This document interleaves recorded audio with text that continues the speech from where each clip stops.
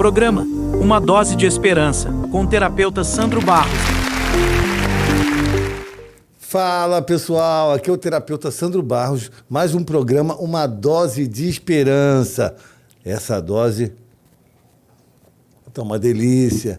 E hoje, com um médico mais que especial, ele veio de Belém do Pará, é psiquiatra, clínico geral, uma experiência gigante. Vai ser fantástico esse programa. Rafael Simões. É isso, Sandro. E aí? Prazer estar aqui contigo, né? Ter essa oportunidade, né? De estar com uma lenda já, né? Da recuperação. Isso é uma experiência muito boa de vir para cá, para o Rio, né? Sim. E poder estar aqui, né? Podendo passar um pouco da minha experiência, né? Somando com a tua, sim, né? E que a gente já se conhece também nesse tempo todo. Isso aí. E agora meio que registrar uma conversa nossa, né? Vai ser registrado. Né? Não, e legal que a saúde mental é uma via de mão dupla, né? Sim. Então, ao começar esse diálogo, um acrescenta para a vida do outro, e vocês que estão assistindo, né? Eu costumo dizer que aproveitar. A psiquiatria, numa área da psiquiatria, que é a dependência química, né? Que é uma parte, vamos dizer, que são os F10, a F19, né? No CID, é uma área que, assim, os livros falam uma coisa, né?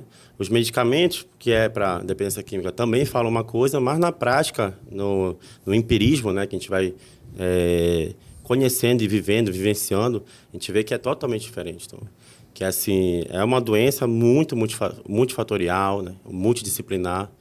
Então, assim, a gente só consegue estudar mesmo a dependência química vivenciando ela. Vivenciando, né? Não, então, tem algum caso clínico, assim, seu que você percebeu que realmente foi um caso desafiador? Olha, a maioria dos casos desafiadores da dependência química é quando tem associação com doenças, né? Outras comorbidades. Sim.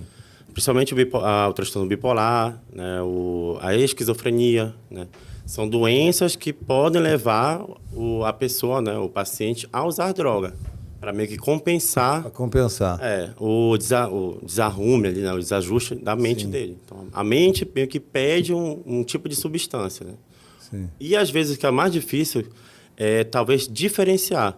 Tipo, quem veio primeiro? Por exemplo, a esquizofrenia já tem muitos estudos, né, consolidados, né, sobre ela ser causada, né? Claro, inicialmente pela genética, né? Mas também ser causada pelo uso da maconha na adolescência.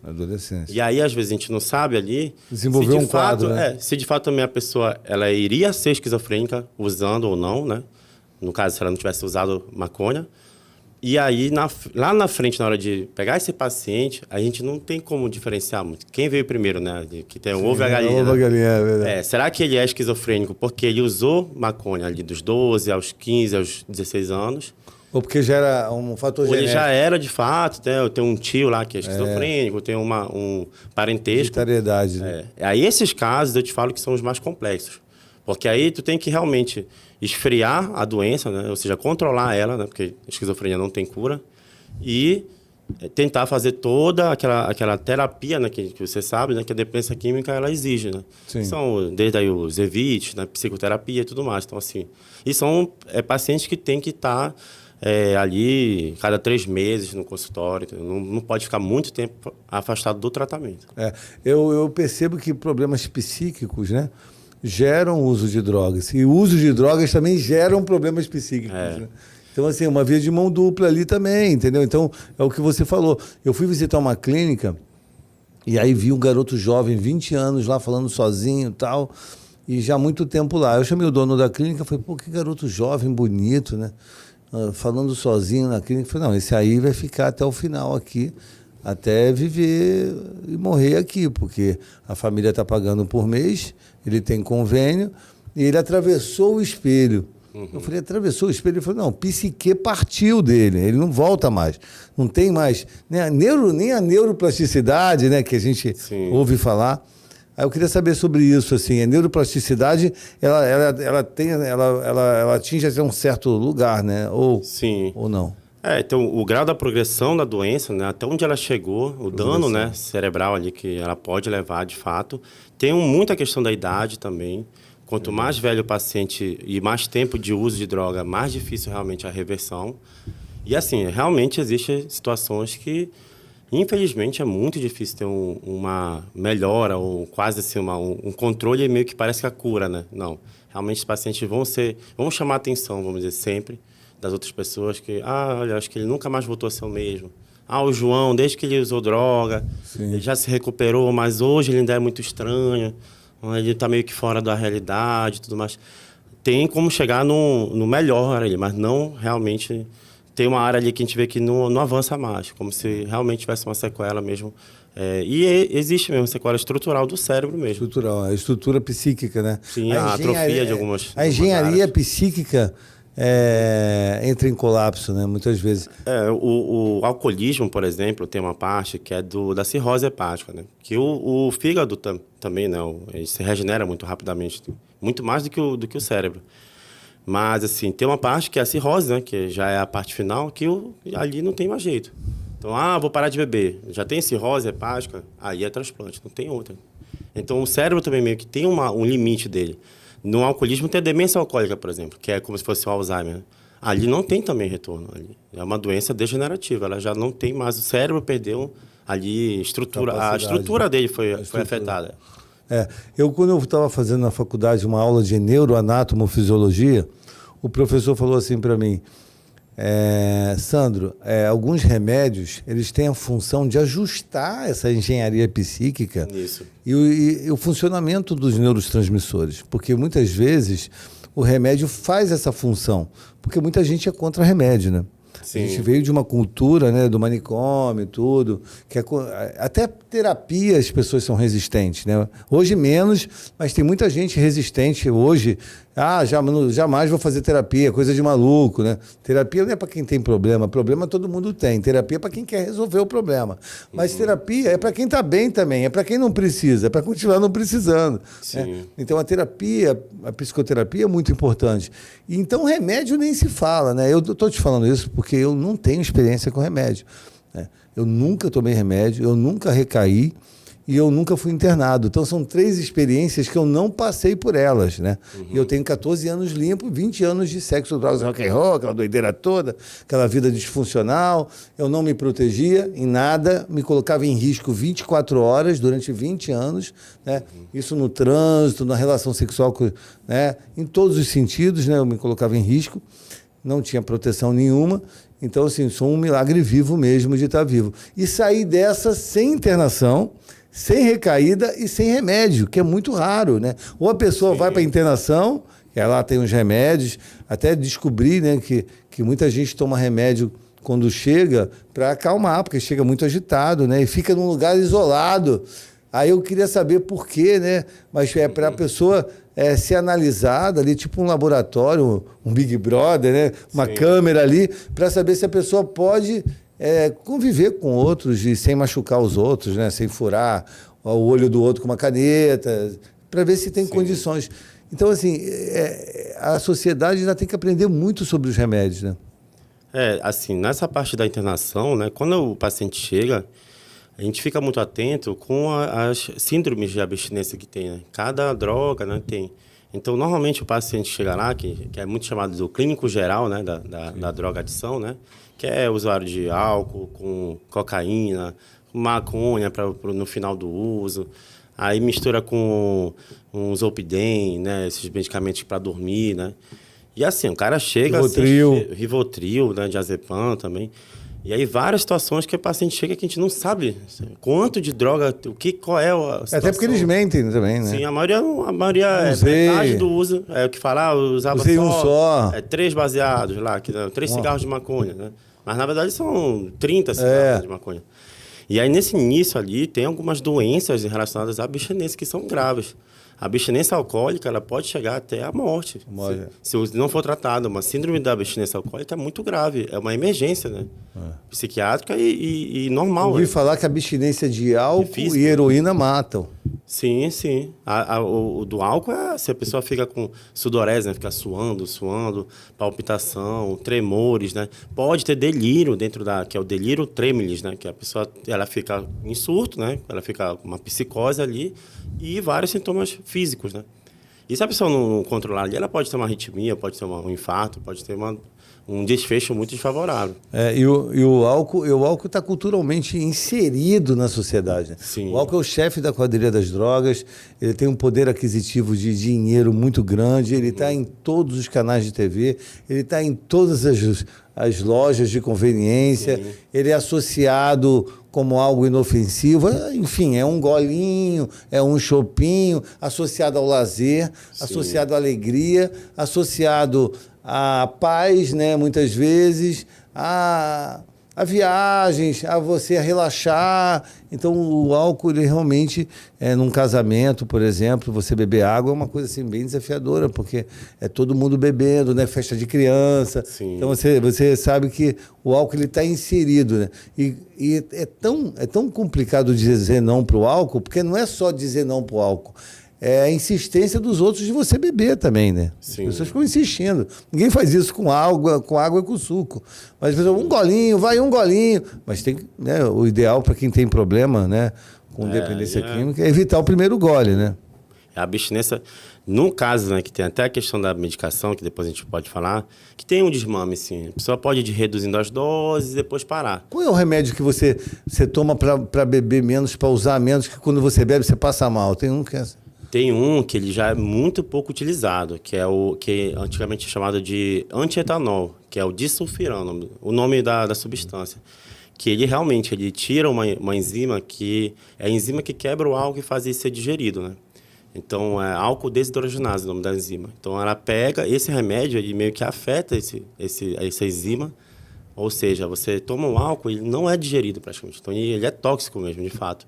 Então, você começa a tomar a bebida alcoólica, uma lata de cerveja, ou até menos, e você começa a ter uma urticária, começa a ter vermelhidão na pele, começa a ter um mal-estar, começa a ter um enjoo, vontade de vomitar.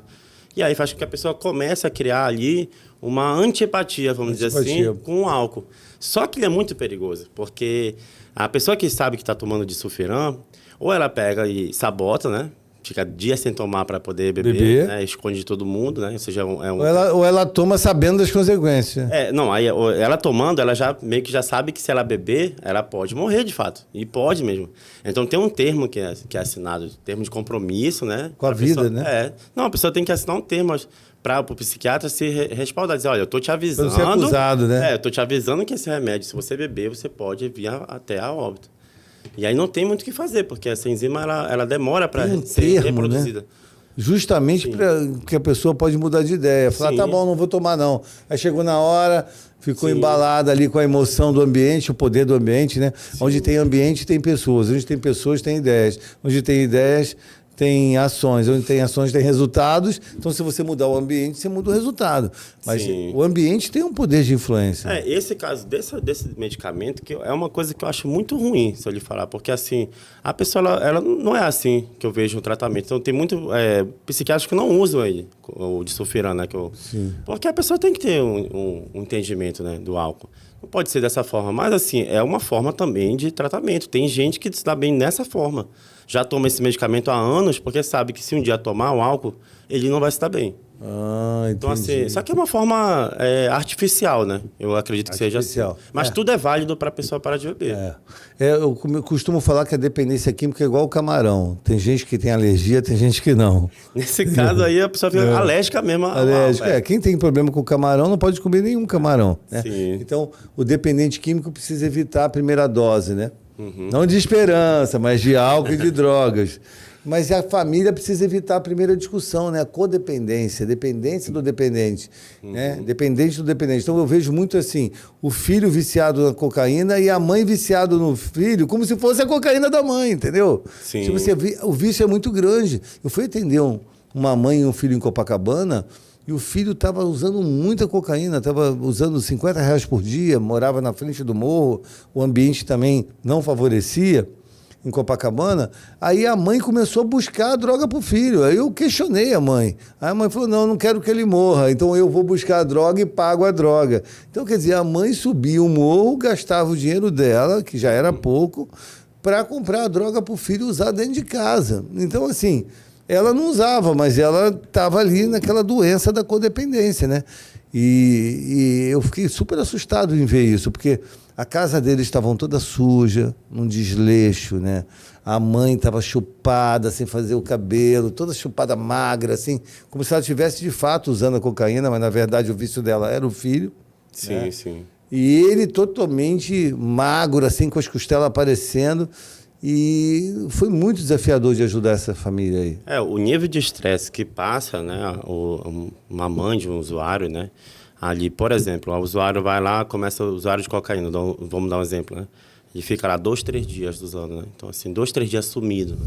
Então a mãe desse paciente provavelmente vai ficar 2, 3 dias sem dormir direito. 2, 3 dias. Num estresse danado, né, pensando em qualquer momento ela pode ter uma notícia ruim do filho que morreu. Caixão, cadeia, Então, clínica, né? Nível de, 3,6, né? de cortisol, né, que é o hormônio do estresse, que a gente chama assim, e outros, né, neurotransmissores e tudo mais, precisa ficar horrível, né, uma situação de estresse profunda, né? E aí, com o tempo, ela vai adoecer, não tem como também. Então, assim, a codependência, eu costumo dizer assim, é como se fosse o rastro da doença em outras pessoas. Tem muita gente que vai comigo que está internado, né? Que aí tem a visita familiar, né? Então, às vezes, não entro muito nessa visita, porque eu acho que é o momento do paciente. E até a clínica até demora para ter a visita familiar. Tem um período aí de 15, 30 dias, justamente para distanciar um pouco os dois, né? E quando eu recebo, né? Aí depois eu for falar com a mãe, ou com o pai, né? Ou com os irmãos, né? Ou com a namorada, né? Do usuário e tudo. Eu percebo que tem uma doença instalada também lá. Então, assim, eu falo, opa, já também tem uma situação aqui. E aí eu já recomendo, olha, você também precisa fazer uma terapia com um psicólogo. Sim. Ou realmente precisa ser avaliado por um outro psiquiatra para não ter ali um conflito, né? Ali, porque eu já estou atendendo o filho dela, vamos dizer, ou a filha, né, no caso. Sim. Então, assim, eu já estou ali atendendo, né, alguém da família. Então, é bom, às vezes, não ter isso, né?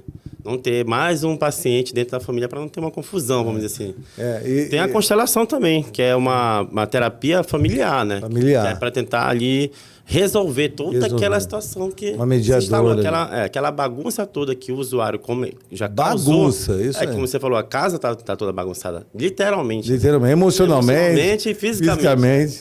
E às vezes já roubou tudo também na casa. Infelizmente, né? Já levou boa parte das coisas que tinha, né? Falando que esses dias uma mãe foi atrás do filho, o filho estava com a televisão dela nas costas, subindo para trocar por cocaína. Ela descobriu quando ela sentou no sofá, pegou o controle da televisão para ligar a televisão. Não tinha televisão, cara. Não tinha, entendeu? Assim, uma coisa bizarra. Às vezes depois, assim, vira, né? Quando o paciente está já em recuperação, a família acaba até virando algo cômico, né? Mas no momento ali, uma assim, tragédia que vira comédia, assim. Porque... É até, assim, surreal de você assimilar isso. E eu pego cada caso também, né? Assim. Eu pego cada caso inacreditável. A família, eu costumo falar que o sofrimento dela equivale... Só para a pessoa mensurar um pouco o sofrimento da família, da codependência, é como se fosse fazer um canal no dente sem anestesia. Dói muito, né? Sim. Já com anestesia, você dá aquela sentida, pô, bota mais aí que não está suficiente, né? Coloca a seringa inteira de anestesia. Isso é pergunta, né? Também, né? Pergunta, tá bom, tá sentindo. Tá ainda. Então, e a família sofre dessa forma. E a família também, eu percebi também que a família, né? Nesses 11 anos como terapeuta, já atendi mais de 5.000 pessoas, mas estou sempre aprendendo, sempre com aquela postura, só sei que nada sei, igual Sócrates, né? A filosofia é muito bacana, porque ela te dá aquele senso crítico de você questionar certas coisas, sair de ser manipulado pelos outros, pela sociedade. Então, Sócrates, eu adorei estudar sobre isso, né? Sócrates ficava embaixo de uma árvore e as pessoas chegavam para ele lá e falavam assim: Sócrates, eu odeio o meu marido. Aí ele falava assim: o que é ódio para você? E aí ele fazia as pessoas a pensarem com a própria cabeça. Tanto que teve que tomar o cicuta, que o governo deu para ele tomar, e a galera queria liberar ele. Falava, vamos fugir, vamos fugir. Ele, não, eu não tenho motivo para fugir. Eu vou fugir por quê? Se eu estou fazendo as pessoas pensarem com a própria cabeça. Eu não estou fazendo nada de errado. E ele tomou o cicuta e faleceu. Mas assim, ele estava contra o governo na época, que era uma manipulação de massa ali, na hora. Então, eu gosto de fazer as pessoas pensarem, sabe? De refletir, tudo. Então, assim, eu que tô nesse tempo todo aí atendendo, E aí vivi isso, né? Eu tenho a dependência química que eu vivi 20 anos, 3 overdoses, já tentei o suicídio aí e desisti em cima da hora. Tenho essa experiência toda. Isso agrega na hora de eu entender uma pessoa, né? E eu percebo que a família, ela também está tomando o chá do Jatobon, né? Às vezes o filho ou o marido melhora um pouquinho, já está resolvido, acha que está curado, né? Para o espiritual até tá, né? Mas para a medicina não tá. Tem essa leitura também, né? Para a medicina não tem cura, né? O câncer não tem cura, a AIDS não tem cura, a dependência química não tem cura, né? Tá lá na OMS, no CID e tal. Mas assim, para o poder superior, para a espiritualidade da pessoa, né? Cada um tem a sua, né? Tem o espírito evangélico, o budista, o ateu, que no caso é a natureza, né? O universo também, mas cada um tem sua crença. E aí eu percebo o seguinte, que a família muitas vezes me liga desesperado. Aí eu começo a atender a família, daqui a pouco ela some. Aí eu tento falar com ela, não consigo. Aí eu falei, pô, mas você está sumido há 5 meses, como tá? Aí já está ótimo. Ele já está ótimo, já está trabalhando, está sóbrio e tal. Aí depois me liga de novo. Sim. Né? Porque realmente os sintomas sumiram ali aparentemente. Na família é a última a saber. Né? Na verdade, o que levou ele? Qual foi a causa? Qual foi o gatilho? Porque, cara, de repente, numa redução de danos, né, que a pessoa vai reduzindo, né, da cocaína vai para a maconha, ou da maconha vai para a bebida, ou da bebida vai para a maconha, né? Redução de danos, vai reduzindo os danos. A pessoa tem algum gatilho de alguma coisa, alguém morre, ou perde o trabalho, ou tem uma quebra financeira, hoje a gente falou sobre isso, né? Sim. O índice de suicídio, né? Ansiedade financeira. Como que é isso aí, cara? Essa primeira parte que você estava falando, tem uma parte que é assim, o tempo de recuperação tem muitas fases, né? Então, assim, tem uma hora que realmente parece que não vai ter, que assim, a doença morreu, né? Que assim, a dependência química não existe mais. O próprio paciente, ele realmente tem essa sensação de que ele está livre, vamos dizer assim. Só que você falou uma coisa interessante. Quando ele volta para os mesmos erros que a gente coloca como uma insanidade, né? Começa a repetir as mesmas coisas que ele fazia antigamente, é a hora que começa a vir um processo de novo de recaída.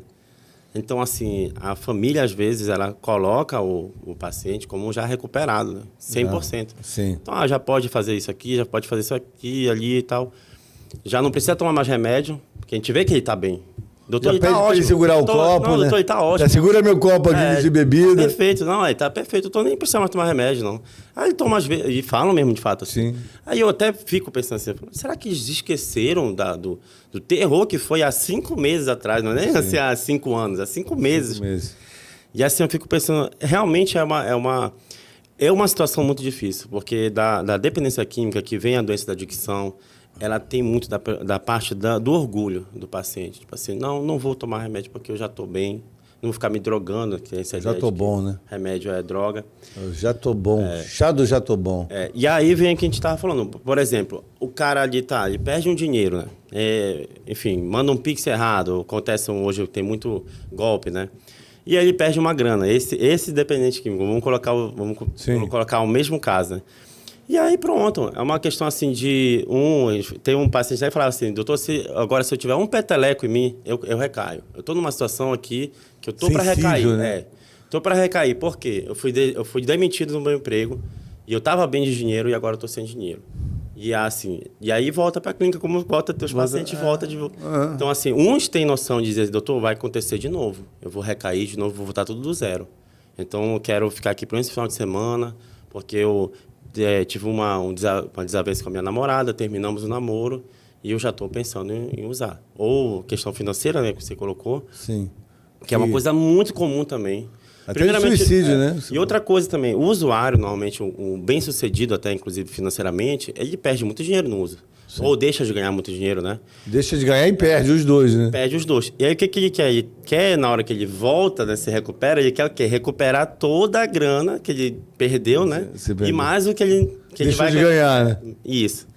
E às vezes quer trabalhar 3 vezes mais do que o comum, quer fazer aquela autorreparação, né? Que é assim, eu vou me reparar agora, eu vou voltar, o meu carro que eu vendi lá, eu vou recuperar ele. Aí começa a ficar ali. Então, assim, tem essa euforia, né? Da pessoa que está em recuperação.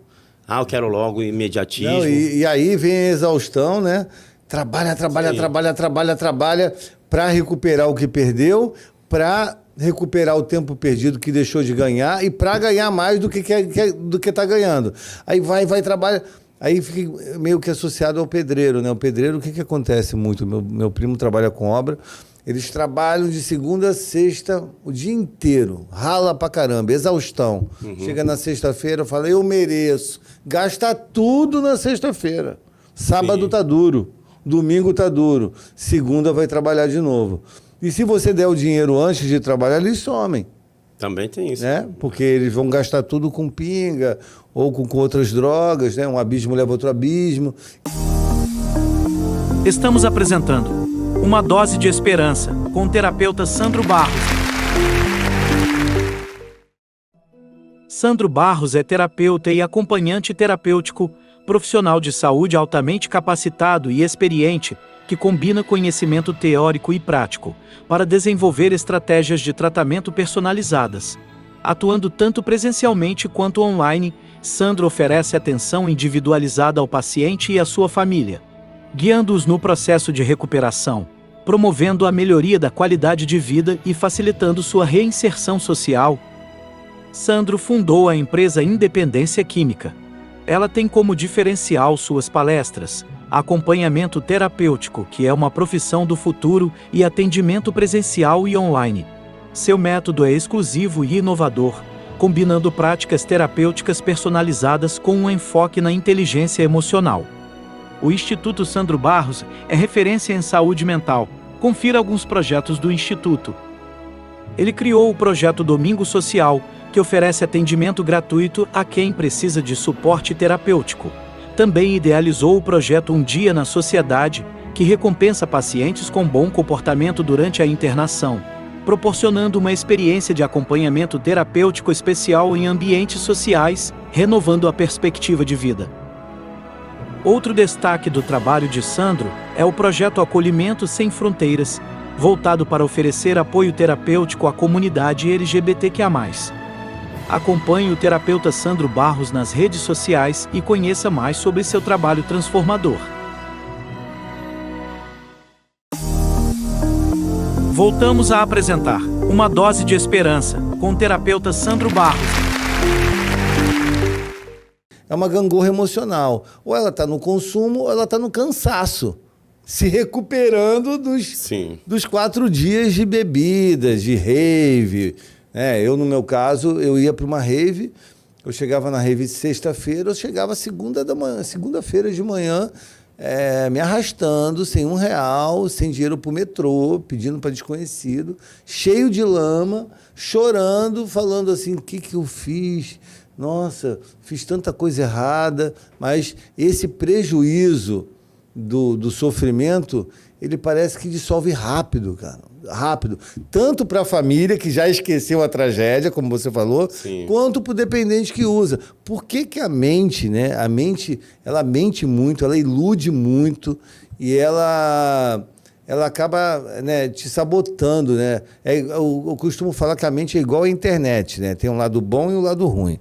A internet, o lado bom é que você atinge lugares que você nunca foi, né? No meu caso, tem vídeos meus em Portugal, no Japão, e dizem isso para mim, mas eu nunca fui para lá. Mas meus vídeos foram. Em Belém, né? também. Belém, né? Onde você é, que eu Sim. nunca fui.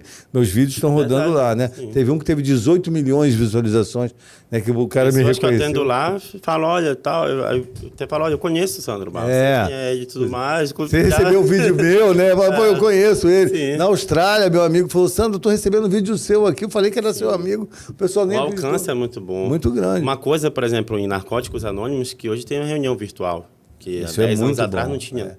Então a internet ela pode ser usada muito positivamente para a Até recuperação. a faculdade de psicologia, na época da pandemia, eu fiz umas disciplinas online que não tinha até então, não era permitido, né? Então, até medicina também. Mas, então, a internet, ela é positiva por um lado, mas ela é negativa por outro. Na internet tem ali informações que prejudicam a vida da pessoa, né?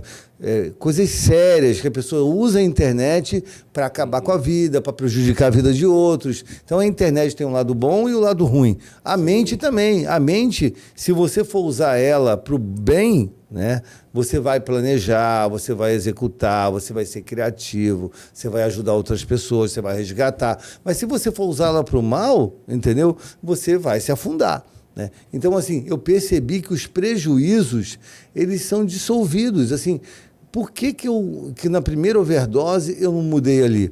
Porque eu falei, não, eu nunca mais vou usar, mas depois caiu no esquecimento.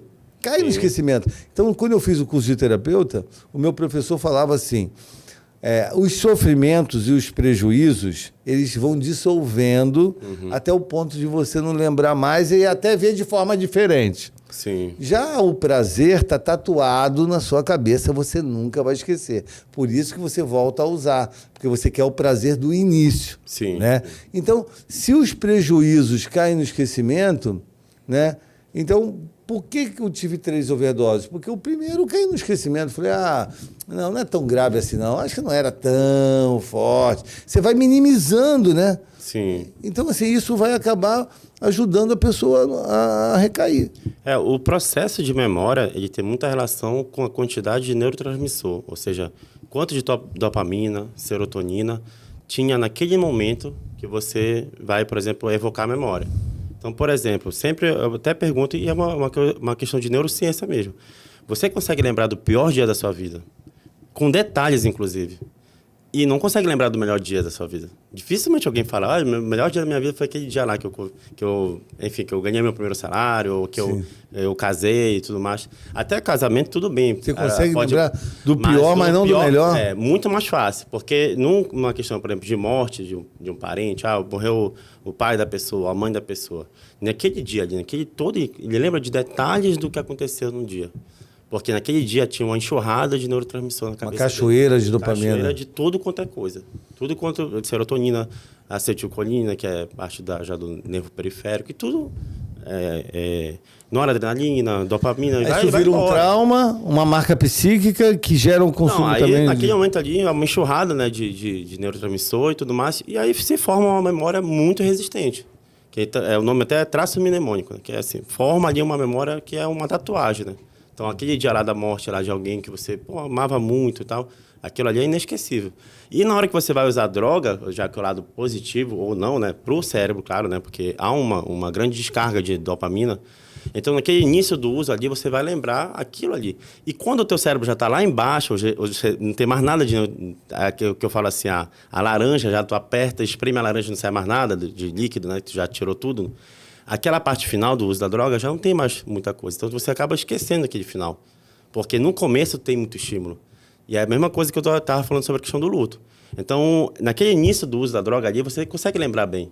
E você esquece daquilo que não foi muito prazeroso. Então, por exemplo, você não lembra muito do almoço de anteontem. Porque não gerou tanto prazer, não gerou muita coisa. Mas se você usou droga 2 dias atrás... Você lembra exatamente como foi que você pegou a droga, como é que foi, em qual banheiro, né, o cara foi lá usar cocaína. Sim. Banheiro é gatilho, muitas vezes, né? Banheiro é um evite para algumas pessoas. Então, assim, esse é o problema do cérebro nosso, porque ele tem essa tendência de vincular o que foi mais prazeroso para ele ou que gerou mais emoção, né? Então, ali, por exemplo, a emoção de um luto, de uma morte de alguém é muito alta. Então, você vai sempre lembrar daquilo ali. É muito ruim essa parte. Não sei se isso realmente, para a gente, em questão de evolução, isso é bom, é benéfico, né? Sim. Mas, de certa forma, sim. Porque a gente vai sempre lembrar de algo muito emocionante, como antigamente era lá. Emocional, né? Lá no passado do passado, né? Uns 50 mil anos atrás, né? Que tinha uma emoção muito grande de fazer uma caça. O cara lembrava exatamente como ele fazia para caçar, por conta da descarga adrenérgica e tudo. Sim. Então, assim, hoje a gente já não tem mais isso, mas a droga, ela simula muito que a gente falando há pouco, né, fora que é a questão do pular de paraquedas, né, o quanto de emoção daquilo. De emoção, E a cocaína, por exemplo, quanto não é semelhante àquela emoção, né? Sim. Então, aquele assim, impacto emocional, você fica ativo, né? E você não esquece um pulo de paraquedas, porque ali você, entendeu? O cérebro tem essa função também de proteger e do prazer imediato, né? Sim. Esses são dois quesitos muito importantes, né? O prazer imediato, é realmente algo assim que potencializa, né? Tem gente que usa cocaína e fica querendo fazer coisas até assim que fica... É uma disfunção cognitiva, né? E o remédio, cara? Porque assim, hoje, esses dias me falaram assim, o Vivance é a cocaína da farmácia, porque a boca fica seca, porque tem os sintomas da cocaína, me faz lembrar a cocaína, não sei se era o Vivance ou se era a Ritalina. Hoje em dia, os remédios, assim, só para te escutar sobre remédio, que eu não entendo nada, eu sou amigo de um médico que ele viu o WhatsApp do filho, que deixou aberto. O filho dormiu. E o filho faz medicina. Aí ele viu o grupo de medicina. O grupo de medicina, acho que não sei quantas pessoas tinham, o papo era só remédio que dava onda, quantidade, um competindo quem era mais forte que o outro. Né? Esse meio da medicina, você sabe muito bem, já teve reportagem na TV, o quanto as pessoas usam droga lá dentro enquanto estão trabalhando, o acesso aos médicos à medicina, né? Tem um lado dos médicos... Um grupo vulnerável, né? É um grupo vulnerável, exatamente, que está ali em contato com tem os pedidos, né, os laudos, tem acesso à farmácia com muito mais facilidade e também muitos chamam os médicos de semideus, né, da soberba, do egocentrismo. Que então, também leva ao uso da droga. Né? Fala um pouco sobre isso para mim. Essa questão assim... Você é médico há quanto tempo já? Tem 8 anos. 8 anos. Você está com 37, então você 37, se formou com 29. Com 30 anos. 30 com 30, e lá em Belém do Pará. Sim. Você sempre morou lá? Sempre. Então você estudou lá? Eu morei também um tempo, né, na Bolívia, mas eu não estudei nada lá, não. O meu estudo foi todo em Belém, né? Em Belém do Pará. E aí você se formou lá... A psiquiatria foi também uma faculdade de Goiânia. De Goiânia, entendi. Que é de lá, né? Que é a sede, no caso. Né? E fora os nomes, né, dos remédios, que são complicadíssimos. Sim, e a função de cada remédio, né? A questão ali, por exemplo, quando você estuda uma droga, né, no caso do estudante de medicina, né, quando ele vai ler sobre, né, um remédio específico, e aí vê ali, aqui eu posso, né, ter uma vantagem em cima disso, né? Então, assim, ele vai lá e usa. Ou, às vezes, vê um colega que já usou, né, uma Ritalina, né, que é uma droga, infelizmente, muito consumida, né? Faz de tudo, forma né? errada, tá? Isso aí piora muito em alguns casos, tá? Então, a pessoa não tem ganho, não. Essa história de vou estudar, tomar um remédio X lá, que eu vou ter melhora. Não, a pessoa vai ter uma piora, porque ela pode até aprender muita coisa, mas ela não vai guardar nada, praticamente. Então, assim, pode ganho... aprender, mas não vai guardar. Isso é importante. Porque se não guardar... É uma ilusão também. A ilusão da droga tem também nesses ilusão dos remédios. Remédios também. Remédio muitas vezes é droga também, né? Ele pode ser usado como uma droga, né? A maioria desses assim, que são tarja preta, né? Então, assim, e o pior depois disso, que a pessoa começa a se condicionar a ter que tomar um remédio para poder estudar. Ou seja, já é um problema. Estudar sem o remédio. Já começa porque é igual a cafeína da academia, né? Que, não, eu tenho que tomar a cápsula de cafeína para poder para correr. Então, assim, mas a pessoa nem tem mais muito ganho. Mas essa é a função do cérebro também, né? Associar e condicionar um comportamento com resultado, né? Sim, a parte da adicção é isso, é o condicionamento. Você se condiciona aquela coisa. Né? E aí, hoje tem drogas de muito fácil acesso também. Né? Então, assim... E eu já vi no consultório que aí eu falo que é comportamento de um dependente químico, é quando ele começa a forjar até uma doença, sabendo que o tratamento é uma droga específica. Então, eu vejo muita gente hoje falar da explosão do TDAH. A maioria das pessoas que querem esse TDAH, às vezes ela tem a busca pelo remédio do TDAH. Então, ela sabe que se o seu psiquiatra lá, o Rafael lá, vou lá com o doutor lá. Se eu falar que tem TDAH, eu tomo remédio. Ele vai me prescrever um Venvance, né? O Venvance é uma anfetamina. O nome dele, na verdade, é lisdexanfetamina. Então, é anfetamina. Se você for fazer um toxicológico, vai dar anfetamina positivo no teu exame. Inclusive, é perigoso para quem precisa, né, dos exames para trabalhar, né, um policial, um caminhoneiro. Mas uma pessoa que usou cocaína e toma Vivance, ele vai lembrar a cocaína? É a cocaína da farmácia? Se o paciente for um dependente químico em cocaína, ele vai ter uma sensação semelhante. Você vai ter uma sensação... Porque aumenta a dopamina no cérebro. Isso é com Vivance e com a Ritalina ou só com... Não, todos...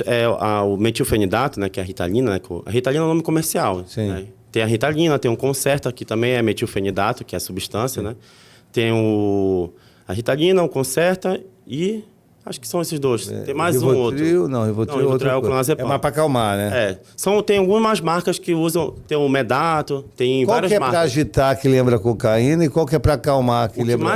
O que mais se assemelha, né, hoje, assim, seria o Venvance. É mais semelhante, né? Mas a Ritalina... A boca fica seca, fica agitado, vigilante. Depende de cada paciente, né? Agora, assim, é uma anfetamina.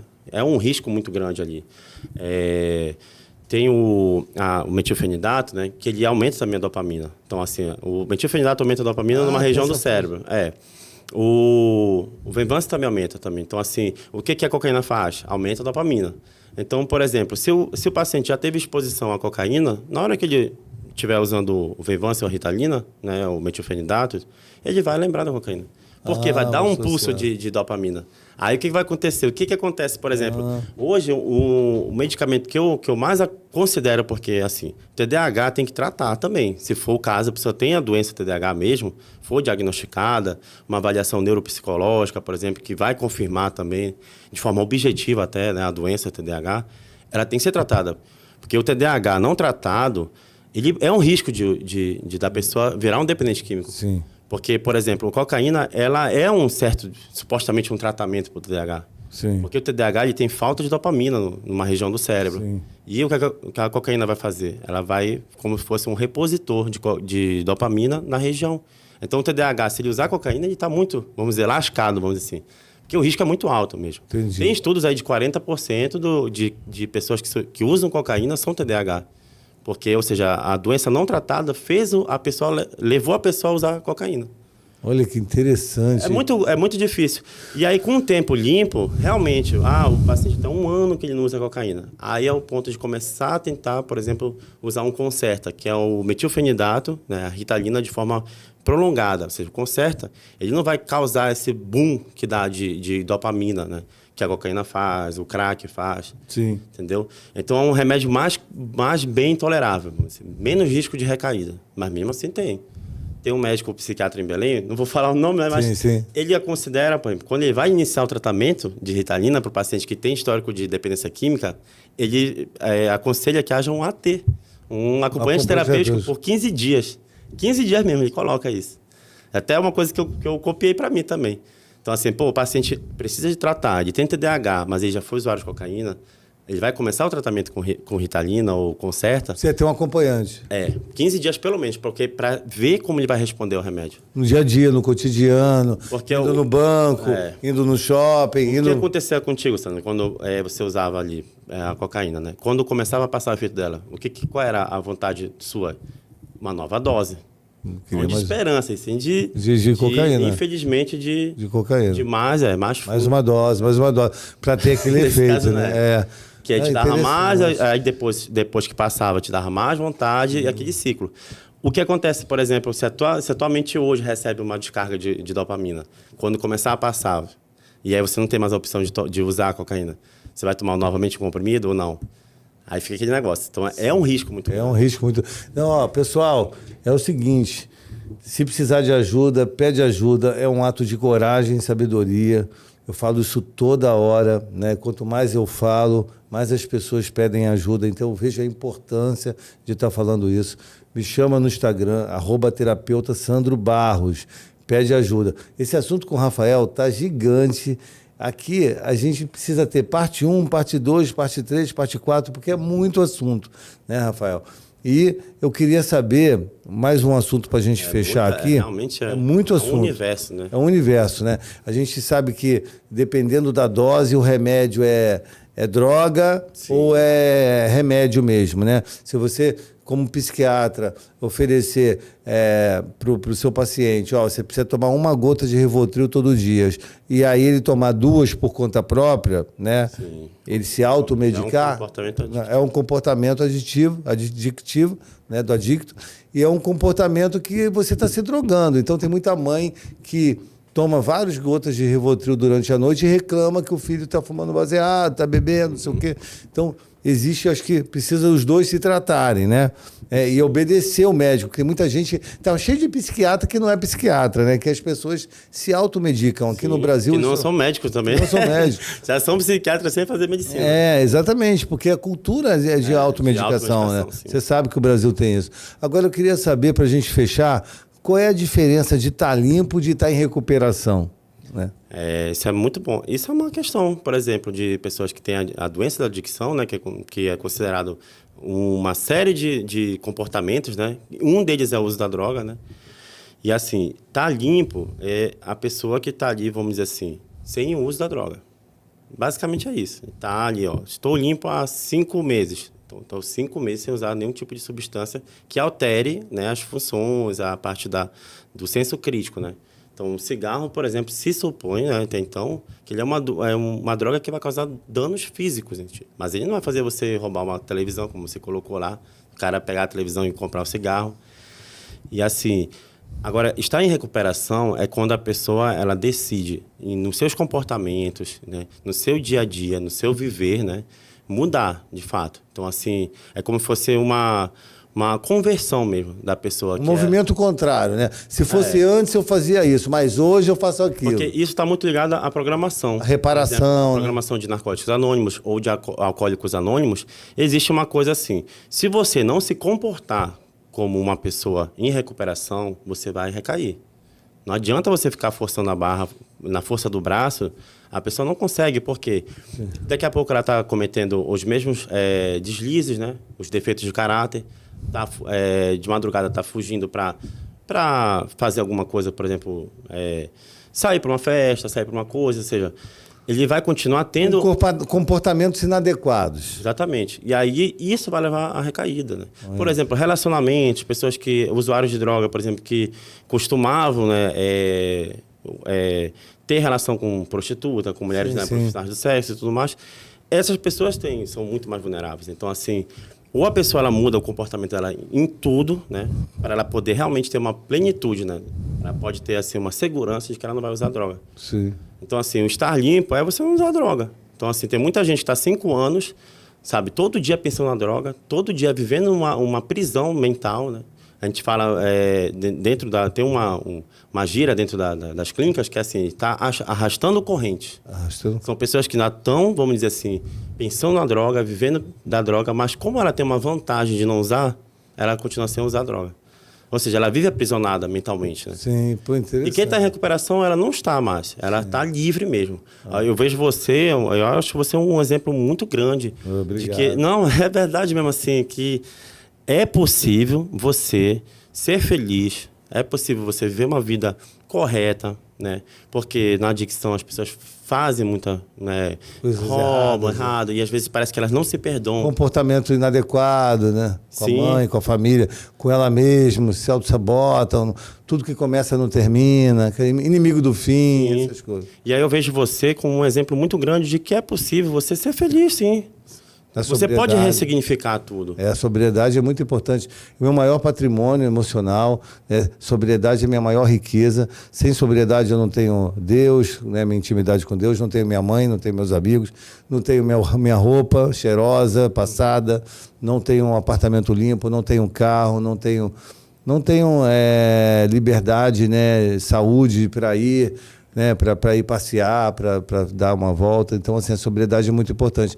Uma dúvida importante, Rafael, que eu queria perguntar, que eu não posso esquecer, quais são os pilares do tratamento de quem está internado, né? Porque às vezes a clínica ajuda, às vezes a clínica atrapalha, a família não sabe se ajuda, se atrapalha, né? Aquela coisa, né? O dependente finge, né? Acha que está enganando e a família finge que está acreditando. E aí precisa de clínica, me liga. Aí uns precisam, outros não precisam. Aí uma família quer se livrar do filho e quer a clínica para ela respirar, que também está sofrendo pra caramba. Explica um pouco os pilares da internação, do tratamento, né? Isso é uma parte bem importante e é até bem complexo, né? Porque envolve muitas áreas, né? E assim, a doença, né, da dependência química, ela é uma doença que tem 4 esferas, né? Que é bio, psicossocial e espiritual. Ou seja, bio, né, que é corpo, Ou seja, aí entra a atividade física como um pilar principal, né? Fora a alimentação, né? Que é uma boa alimentação. O esporte mesmo, né? Ali que vai... Principalmente os de ar livre, os de que tem aeróbico, né? Então, essa é uma parte, né, inicial, a parte bio, né? Do corpo físico, né? Então, assim, o esporte, por exemplo, é um melhor... Assim, medida preventiva, né? Para o uso da droga. Aí tem o psico, né? Biopsico. Psico é a parte da terapia, né? Você, né? Sim. Ali na terapia, ali para tentar entender, né? Tirar, né? Todos aqueles comportamentos. Uma viagem terapêutica também ajuda, né? Sim. E também a parte, né? Ali do psiquiatra, né? Do medicamento, quando necessário, né? Tal. Social é que a gente fala muito, que é a família, que você falou há pouco, né? O social é onde ele vai ficar, aonde ele vai se inserir. Por exemplo, muitas altas na clínica que a gente dá para o paciente é quando a gente vê para onde ele está indo. Eu falo às vezes para o paciente, olha, eu já cheguei a falar para o paciente, você já está em boas condições, você já tem condições de voltar para a sociedade, né? Só que se você sair daqui, você vai para uma cova de leão. Você vai para um local onde ainda está muito doente. Então, você vai para onde, de fato? Você vai para sua casa. Lá na sua casa, você já está sem falar com seu pai, você já está com uma briga ainda com a sua ex-namorada. Mas será que a família está preparada para receber a pessoa? Também se ela também não vai adoecer ele de novo. Então, né? porque o que acontece muito, e que a gente até esqueceu de falar aqui, eu vou falar aqui agora, o dependente químico, às vezes, precisa buscar o grupo de NA, de AA, Exatamente, e a família, o Naranon, um amor exigente, para saber lidar. Porque lá na Europa, em Portugal, o que acontece? Por isso que o meu trabalho de acompanhante terapêutico é conhecido a profissão do futuro. Lá na Europa, a pessoa sai da clínica e vai para o acompanhante terapêutico, Sim. não vai para a família. Sim, Porque sim. a família não está tratada para receber ele. O acompanhante sim está preparado para receber ele. Exemplo, ele volta para casa, quebra um prato. Aí a mãe fala assim, você não serve nem para lavar a louça. Acabou. Ali já é um gatilho para ele subir na rua lá e pegar as drogas e recair. Se está com acompanhante, ele ia falar assim, pô, cara, você quebrou o prato? Eu já quebrei 2.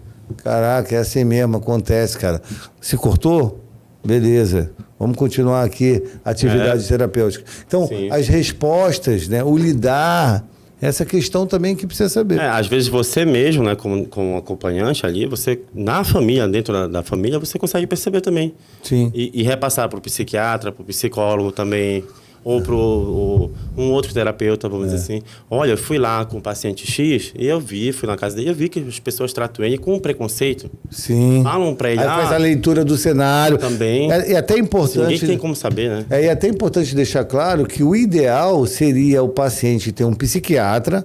Qual é a função do psiquiatra, pessoal? Passar remédios. Então, às vezes, o psiquiatra não demora tanto tempo numa consulta como um psicólogo. Sim. Um psicólogo, um terapeuta, ele trabalha questões emocionais, ele trabalha a causa do problema, o que levou ele ao consumo, se foi a perda do pai, a figura paterna, se foi bullying, se foi tudo isso e mais um pouco. Então, um psicólogo, geralmente, é 45 minutos, 1 hora, né, que é o ideal, para não ficar nem muito nem pouco, e ele levanta certas questões para saber o que está passando no coração e na mente do paciente. O psiquiatra, ele faz uma leitura muito rápida e passa os remédios para ajustar os neurotransmissores. E o acompanhante terapêutico acompanha, né? Acompanha na sociedade, no shopping, na praia, no colégio, na academia. Então, quando os 3 trabalham juntos e os 3 se comunicam, né? Aí o psicólogo fala, pô, na sessão o paciente X saiu mexido e chorando. Aí o psiquiatra fala, o medicamento que eu dei é melhor diminuir um pouco, porque eu acho que está causando um problema maior. Aí o acompanhante fala, pô, comigo ele riu o tempo todo, não mostrou sofrimento nenhum. Então, esse tipo de comunicação é importante para o resultado, né? A estratégia é muito importante, né? Você criar uma estratégia que tenha um bom resultado. A família não vê muito assim, ela não tem esse conhecimento. Ela fala, não, você está com acompanhante, tira o psicólogo e o psiquiatra. Você está com o psiquiatra, não precisa do acompanhante. Às vezes não sabe a função, né? Pô, o psiquiatra só me atendeu 20 minutos, ele nem escutou. Sim, né? sim. As minhas queixas emocionais, entendeu? Então, assim, eles confundem muito a função do quê, sabe? Ali no início, né, o diagnóstico, né, que é um pouco mais demorado, às vezes você precisa ficar mais tempo, né, para poder pegar ali, né? Mas na dependência química, realmente, o psiquiatra é uma parte bem assim, a questão muito mais de medicamento mesmo. Mais medicamentos. E a parte final, que é a parte espiritual. E aí entra, como você falou, da social, que é o Narcóticos Anônimos, né, que é um programa espiritual. Existe a religião mesmo da pessoa, entendeu? A forma como ela vai meditar, né? Criar um propósito novo de vida, Boa. entendeu? A parte que eu acredito assim, são doenças da alma, né? Então, assim, a dependência química, ela também esvazia a pessoa de propósito, né? De objetivo de vida. Sim. Então, ela tem que ter um senso maior de que há algo, um poder superior. Poder superior maior que rege ela, né? tudo isso, entendeu? Isso é muito importante. Rafael, um outro assunto que eu estava querendo falar com você, cara, que eu não falei, que eu fui com a minha mãe, né, fazendo a reparação, fui premiado, cara, na ONU. A gente recebeu várias medalhas, eu recebi 2, minha mãe recebeu uma, sobre, né, condecorado sobre Anjo de Luz, né, por resgatar as pessoas debaixo do viaduto, que é o projeto que eu tenho, que é Domingo Social. Você que precisa de ajuda, pede ajuda. O Domingo Social é um domingo gratuito que eu atendo as pessoas de graça, então não tem desculpa. Olha o vídeo da ONU aí, que eu recebi a premiação com a minha mãe. Muito legal. Essa foi uma dose de esperança. Fala, pessoal. Aqui é o terapeuta Sandro Barros. Eu estou muito feliz. Eu estou com a minha mãe, a terapeuta Sandra Barros.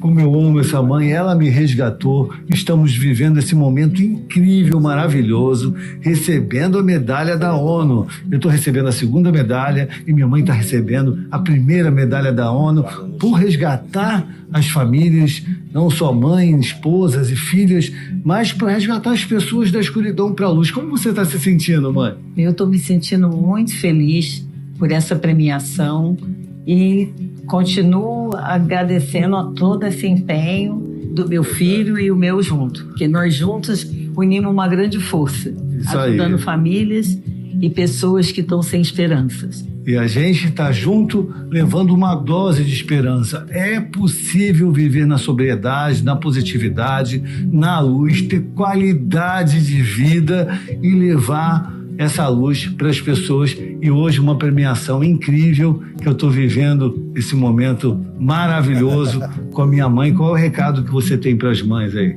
Eu tenho o recado que as mães confiem, porque é possível. A esperança sempre acontece e tem como solução a vitória. Como nós aqui estamos com essa vitória, resgatando vidas e famílias. Já falando em prêmio, né? Trouxe para ti um momento especial, que o clube lá de Belém é o clube do Remo. Agora de subir para a Série B também, né? Caraca, aí, ó. E aí, para ti, um presente lá de Belém, né? Obrigado. Do meu time, né? Tem um Paysandu, mas eu, como sou remista, não vou te dar outra blusa. Viva a sobriedade aí. Vale a pena viver sóbrio, pô. Eu queria que você olhasse para a sua câmera aqui e desse uma dose de esperança, igual eu vou dar aqui, que você acredite em você, confie no seu potencial, acredite nos seus sonhos e tente, cara, se permita isso, a viver na sobriedade, na positividade, com um olhar positivo, né, de futuro, porque a maioria dos seres humanos não tem um olhar positivo sobre a vida deles, sobre a vida do próximo. Acredita que tudo vai dar certo. Essa é a minha dose de esperança. E você, Rafael? Você está assim, mas você não é assim. Você não nasceu para usar droga. Nós nascemos para não usar droga. Então, você não é assim. Você está numa situação ruim, mas você pode voltar a ser quem você era quando você nasceu, quando tudo você passa, era criança. né? E tudo passa e assim, é a questão de boa vontade. Isso aí. De tratar e de se recuperar. A mesma boa vontade para usar, tem que fazer para não usar. Então, assim, desperdiçar que seja 1 ano da sua vida usando droga, né, perdendo ali o contato com a família, perdendo coisas, oportunidades de estudo, de profissão. Então, assim, qualquer pessoa que tiver e que ainda não usou, que é a forma mais, a melhor forma de não usar, de não usar droga, de não se viciar, é nunca experimentando. Então, nada vale mais do que ter a sua vida em plenitude. Coloco a questão do Sandro, que ele me coloca muito os anos que ele perdeu, né? Então, assim, é um exemplo, né? Então, eu vejo muitas pessoas jovens desperdiçando os momentos importantes da vida para utilizar a droga. Então, assim, pensem muito antes ou de quem já está no uso, né? Porque, para que continuar, né? Por que não viver de cara limpa, né? A gente tem tantas coisas no mundo, tantas coisas que Deus nos deu, né? De funções, né? Audição, né? Ouvir uma música, enxergar as coisas, ver um filme, né? Sentir o cheiro de uma comida legal, entendeu? Sentir o sabor de uma comida. Então, a gente tem tanta coisa, né? Tempo de qualidade com a família. Tanta coisa maravilhosa para a gente viver e sem precisar de droga. Então, o Sandro é um exemplo de que pode ser possível, sim, viver a vida sem precisar, de cara limpa, né? De cara limpa. Valeu. E é isso. Então, não use, não pense... Busque grupo de autoajuda. Não pense 2 vezes, negue, né? Como era antigamente, drogas bar, né? Lembra que era isso, né? Seja careta mesmo. A vantagem de ser careta é muito maior do que ficar querendo ser o descolado, querendo ficar sendo aceito pela sociedade e usando droga para isso, né? Valeu, Rafa. Agradeço também a oportunidade, tá, Sandro, de colocar aqui. A gente prazer. deve ficar mais umas 3 horas aqui, né? Pelo menos, né? A gente vai fazer outra. Certo. Valeu, pessoal. Agradeço.